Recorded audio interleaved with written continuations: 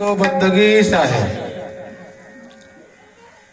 धन सतगुरु तुम मोहि जीतावा, काल फंद से मोहि मुगतावा। मैं किंकर तुम दास के दासा, लिन्ह हो मोरी काटे में फांसा। और सकल हंस को बंदगी सा है। आज त्रिदिवसीय संत समागम महोत्सव टिवन भोना। बड़ी खुशी की बात है कि आज टिवन भोना में 3 दिवसीय सत्संग समारोह का आयोजन समस्त टिवन भोना के महंत परिवारों के द्वारा बड़ा सुंदर ढंग से दूसरा वर्ष शायद नहीं रमेश, हाँ ना, हाँ तो उस समय हुआ था लेकिन अभी दूसरा वर्ष है। और देखिए हमें इस बात का चिंतन करना है जीवन में कि हम इस मानव जीवन में अगर आए हैं, प्रत्येक कार्य का कुछ न कुछ उद्देश्य जीवन में लेकर आए। कुछ न कुछ आप अगर चलते भी हैं तो उसका उद्देश्य होता है। यहां से अगर चलकर बाहर निकलेंगे तो उसका भी उद्देश्य होगा। जब जीवन और मरण का उद्देश्य है तो जीवन में आने का भी उद्देश्य होगा। और उद्देश्य क्या है? तो जब तक हम उस उद्देश्य को समझेंगे नहीं तो हमारा जीवन में जन्म लेने का अर्थ नहीं होगा। और समझेंगे कब? जब ऐसे सतगुरु कबीर साहब के शरण में आएंगे और उनके सत्संग में आएंगे, ऐसे आयोजन में आएंगे, तब हमें समझ में आएगा कि हमारा जीवन का सार क्या है। अन्यथा हम जीवन में चलते रहेंगे, कोई मतलब का नहीं है ना। और मनुष्य जीवन पाए हैं तो जब तक सत्संग नहीं करेंगे हमारे जीवन में, तब तक हमें ग्लानि नहीं होगा कि हमारे अपने जीवन में करना क्या है। नहीं तो धन तो कमाने वाले लाखों हैं जी।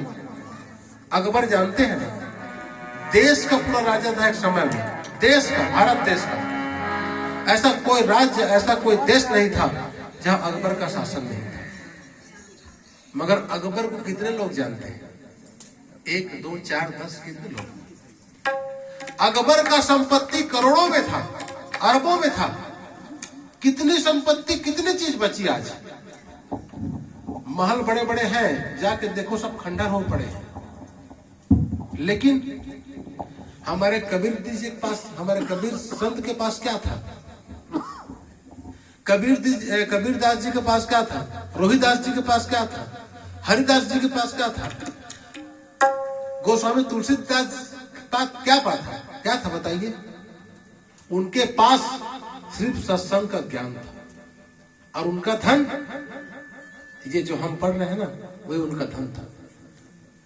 जिस समय दिने दिने नवम जब जीवन में हम बढ़ते गए हैं, हमारे पूर्वजों ने, हमने और हमारे आने वाले पूर्वज भी इसी को पढ़ेंगे।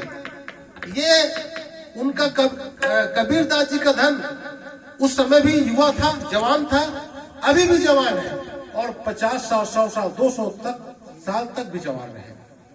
ये संपत्ति कभी घटने वाला नहीं है, बल्कि बढ़ेगा। इस सत्संग से, हम एक सत्संग से न जाने कितने लोग को हम ज्ञान देते हैं। अकबर का करोड़ों का, अरबों का धन दौलत खत्म हो गया प्यारे भाइयों बहनों, मगर कबीर जी का वाणी कभी खत्म नहीं होगा।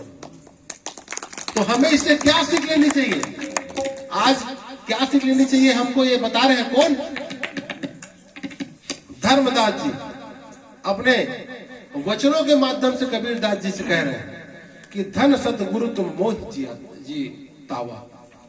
आज मेरे अधम शरीर को गुरु जी आपने एक प्रकाश दे करके, ज्ञान का प्रकाश दे करके, इस काल फांस से, हम सभी मौत के क्रास हैं।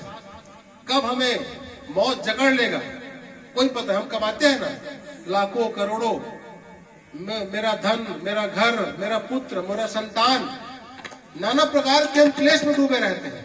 मगर एक क्षण आता है और हम सब खत्म कर देते हैं। धरा का धरा रह जाता है पूरा संसार। तो आज धर्मदास जी कहते हैं कि कबीर साहब जी, आपने मुझे अपने शरण में लेकर के मुझे इस भाव नाम संसार से पार कर दिया। और कहते क्या है कि मैं तुम दास के दास और लिन्न मोही कटी यह फांस। गोस्वामी तुलसी कबीरदास जी कहते हैं कि आपने मेरे जीवन में सत्मार्ग दिखा करके आपने मुझे तार दिया है। इस तरह से धर्मदास जी कबीर जी महाराज से कहते हैं। आगे और क्या कहेंगे एक भजन के बाद बताया जाएगा। तो सत्य कबीर बंदगी सा है।